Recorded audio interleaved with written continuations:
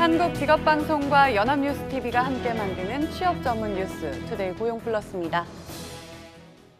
최근 한진그룹 총수 일가의 갑질이 논란이 됐죠. 하지만 그런 행위가 꼭 재벌에 국한된 얘기만은 아닙니다. 고객들의 횡포에 시달리는 백화점이나 마트 등 서비스업 노동자들을 위한 보호장치가 필요하다는 지적이 나오는데요. 차병섭 기자입니다.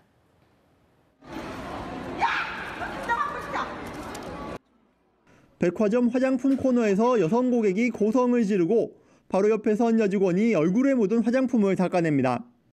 너 구경할 때 너 핏물 발라서 핏물 올라오는 거 봤어 안 봤어? 핏물 봐봐! 너 이거 얼굴 다 잡아가. 여성이 점원에게 다가가 손찌검까지 하려 하는데 다른 점원이 가까스로 말립니다. 그래도 분이 안 풀리는 듯 바닥에 화장품통을 던지고 주변의 다른 고객들에게도 언성을 높입니다. 최근 SNS 등에서 경기도의 한 백화점에서 발생한 고객 갑질로 논란이 된 영상입니다. 이뿐 아니라 과거 주차 안내를 제대로 하지 않았다며 주차 요원의 뺨을 때린 이른바 백화점 갑질 모녀 사건 등 비슷한 경우가 끊이지 않고 있습니다. 지난 5월 한 아르바이트 사이트의 설문조사에서는 10명 중 8명이 알바를 하다 갑질을 당했고 이 중 절반 정도가 고객에게 피해를 입었다고 답하기도 했습니다. 그 회사가 돈을 벌기 위해서 갑질에 대해서 그 노동자를 보호할 수 있기보다는 오히려 고객을 최우선시하는 방침이 있다 보니까 이런 갑질이 오히려 더 확산이 되고 그 해당 노동자를 제대로 보호하지 못하는 그런 문제가 현재까지 계속 되풀이되어 왔다고 생각이 돼요. 일부 업체에서는 폭언을 일삼는 고객들에 대한 보이콧 선언을 하기도 했는데 고객의 횡포를 엄벌하는 법 규정을 비롯해 서비스 노동자의 인권보호 장치가 필요하다는 지적이 나옵니다. 연합뉴스TV 차병섭입니다. 주 52시간 근무제가 시작되면서 저녁이 있는 삶이 생겼다는 긍정적인 변화도 있지만 고충이 두드러진 곳도 적지 않은데요. 사무 현장에 야근이 만연했던 과거 관행을 끊고 새 제도에 적응하기가 쉽지 않아 보입니다. 한지 기자가 취재했습니다. 서울 강남구에 있는 한 휴대전화 대리점. 고객 상담 번호 이동 전산 마감 등 업무를 마감하다 보면 하루 10시간 이상 근무하는 경우가 대부분입니다. 이동통신사 직영점만 주 52시간 근무가 적용되다 보니 적용이 되지 않는 대리점의 열악한 근무 시간 개선을 위해선 개통 전산 운영 시간을 단축시키는 방안이 대안으로 주목받지만 정부 등 이해관계자들의 의견이 엇갈리면서 관련 논의는 지지부진합니다. 전산 시간 자체가 단축이 되지가 않았기 때문에 저희는 자연스럽게 또 연장 근무를 하게끔 돼 있거든요. 그래서 일반 대기업 자체에서는 시간이 확연히 단축됐다고 하지만 저희 소 매장에서는 피부에 와닿지가 않아요. 게임업계의 최대 고민도 주 52시간 근무제입니다. 글로벌 게임 서비스를 위해서는 24시간 근무가 불가피하고 신작 출시, 대규모 업데이트 등을 앞두고는 집중적인 근무가 필요한데 업계의 특수성을 반영하지 못한 제도가 갑작스럽게 시행됐기 때문입니다. 대기업뿐만 아니라 상대적으로 인력 규모가 적은 중소형 개발사들 역시 대책 마련에 고심하고 있습니다. 특수한 어떤 개발 기간 또 해외 서비스 기간에 발생되는 유연한 플렉서블한 근무 이런 부분들 때는 좀 52시간을 정확히 지킨다는 건 사실 무리수이긴 한데 자율 출퇴근 시간제라든지 이런 부분들에 대해서 직원들하고 지금 공청회를 하고 있고 지금 탄력적으로 지금 진행을 좀 하고 있습니다. 주 52시간 근무제가 거스를 수 없는 사회적 흐름인 만큼 업계 특성을 고려한 정책 개선이 필요해 보입니다. 연합뉴스TV 한지입니다.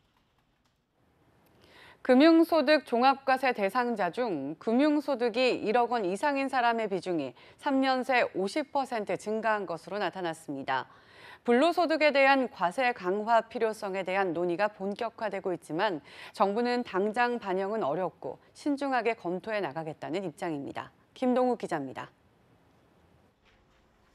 앉아서 억대 연봉을 받는 고액 금융소득자가 늘고 있는 것으로 나타났습니다. 국세청에 따르면 2016년 금융소득 종합과세 신고자는 94,129명입니다. 이 중 1억 원 이상 신고자는 18,585명으로 19.7%를 차지하고 있습니다. 2013년 13.1%였는데 3년 새 비중이 50%나 확대된 겁니다. 이들의 1인당 금융소득은 2016년 기준 평균 5억 460만 원에 달했습니다.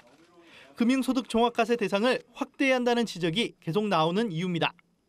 대통령 직속 재정개혁특별위원회가 종합과세 기준을 2천만 원 이상에서 1,000만 원 이상으로 확대해야 한다는 권고안을 내놓은 것도 이런 배경이 작용했습니다. 정부는 당장 올해 세제 개편안에 반영하긴 어렵다는 입장입니다. 다만 정부도 필요성에 대해서는 공감하고 있는 만큼 이번에 수면 위로 떠오른 금융소득 종합과세가 내년 구체적인 논의를 통해 내후년부터 강화될 수 있다는 관측이 나옵니다. 또 금융과 부동산 시장에 미치는 영향 등등을 감안해서 정부는 이 금융소득 종합과세에 대해서 조금 더 신중한 검토를 했다 이런 말씀을 드립니다. 필요성에 대해서는 정부도 이 재정개혁 특위의 권고에 상당 부분 동의를 합니다. 정부안이 확정된 종부세법 개정이 국회를 무사히 통과할지 여부와 은퇴자들의 조세 저항 등 국민 여론이 어떻게 흐를지가 관건이라는 지적입니다. 연합뉴스TV 김동욱입니다.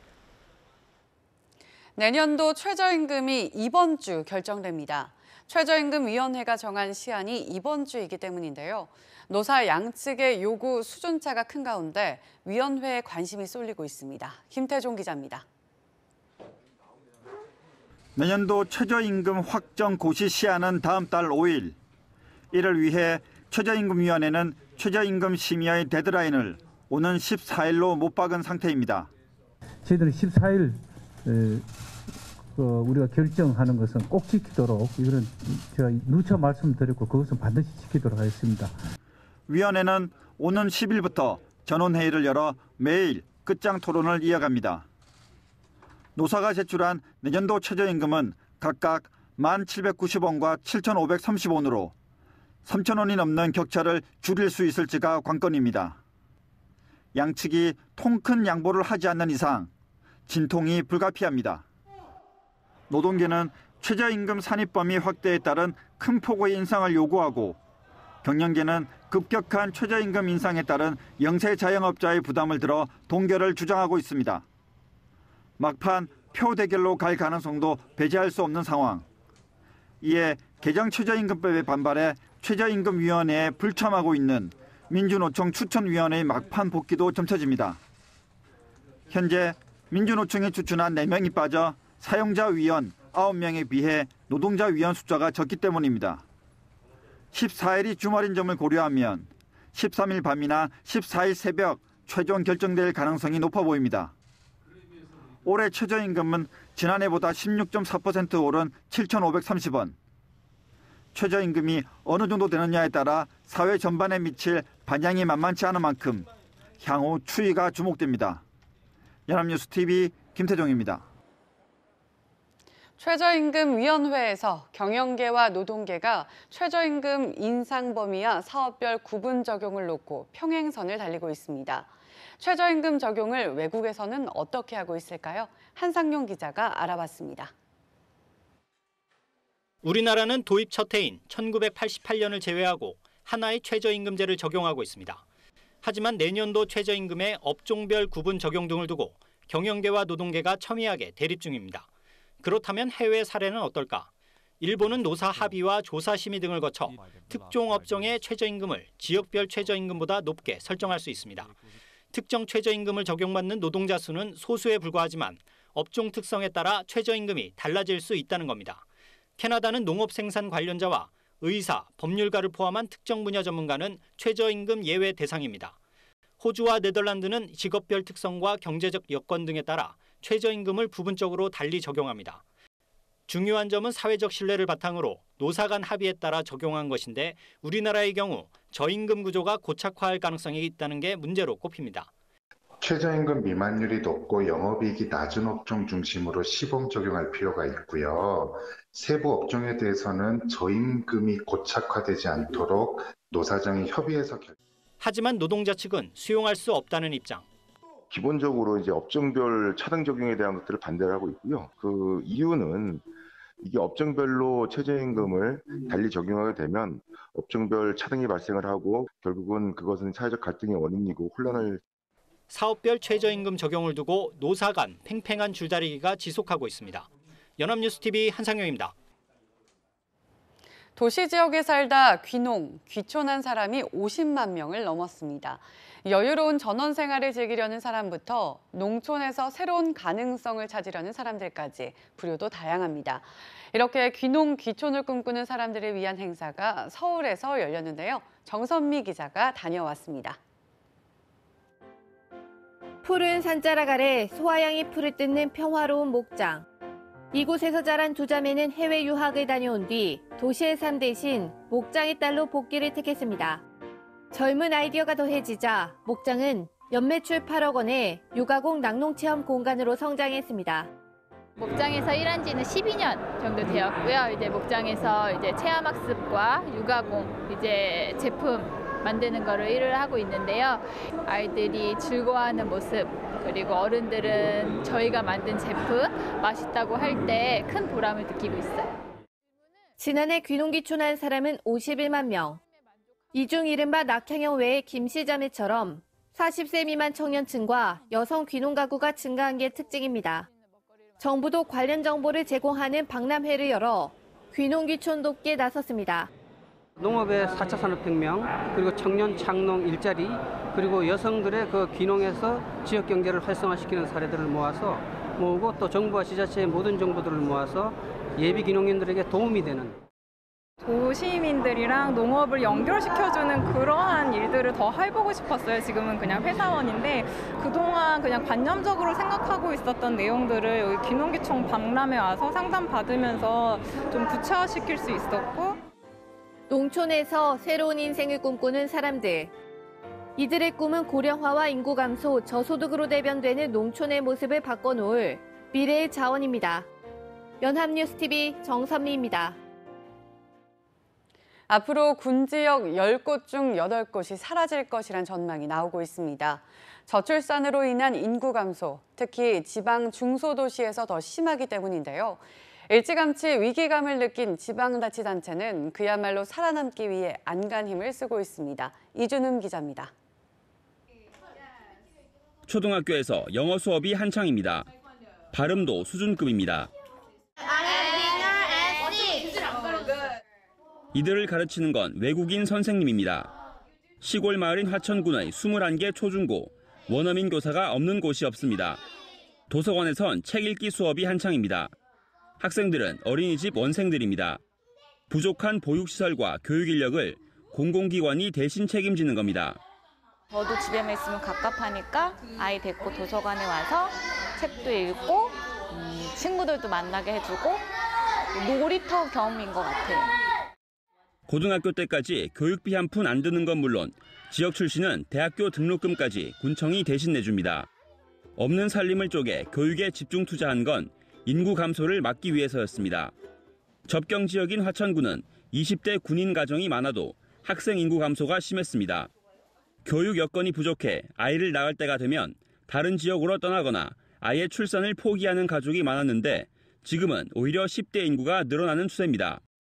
키를 넓히거나 다리를 놓는 것도 중요하지만 그보다는 사람을 키우는 게 더 중요하기 때문에 앞으로 20년 후, 또 30년 후를 바라보면서 지역 발전을 견인할 수 있는 사람을 인재를 육성하는 인구 감소는 지방 중소도시에서 더 심각합니다.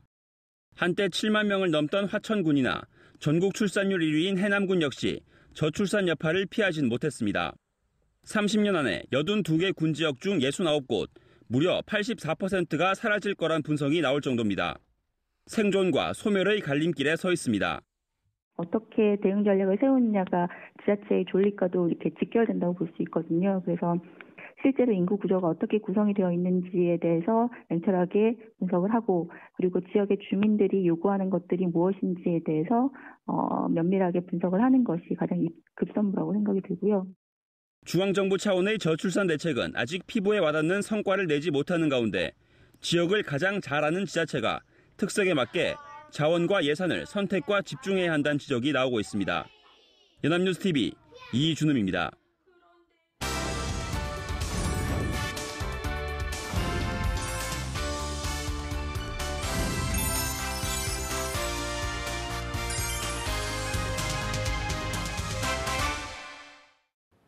사회적으로 핫한 이슈를 키워드로 알아보는 핫 키워드 시간입니다. 안치홍 아나운서 안녕하세요. 안녕하세요.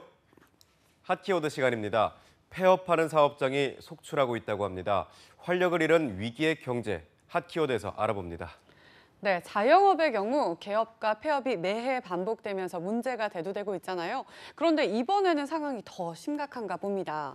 그렇습니다. 고용노동부 고용보험 통계에 따르면 2017년 6월부터 2018년 5월까지 1년간 폐업한 사업장은 127만 9,143개로 새로 생긴 사업장 수인 127만 1,343개보다 더 많았는데요. 심지어 2월에는 폐업한 사업장이 14만 9,274개로 새로 생긴 사업장 수인 7만 7,330개보다 2배가 더 많았을 정도로 줄폐업 위기를 겪고 있는 것으로 나타났습니다. 네, 안타깝습니다. 폐업한 사업장이 개업한 사업장보다 많은 건 2009년 이후 처음 있는 일이 아닌가요? 주로 어느 업종에서 폐업이 많았던 건가요? 네, 가장 폐업이 많았던 건 건설업이었습니다. 건설업의 경우 지난 1년간 12,735개가 폐업했고 그 다음으로 많이 폐업한 업종 역시 건물 설치 공사업으로 3,363개가 폐업을 했는데요. 3위 역시 실내 건축 및 건축 마무리 공사업이었습니다. 2,227곳이 문을 닫았다고 합니다. 네, 건설 경기가 악화되고 있잖아요. 이로 인해 폐업이 속출하고 있는 건가요? 그렇습니다. 건설업계의 위기는 이미 반년 전에도 확인이 됐는데요.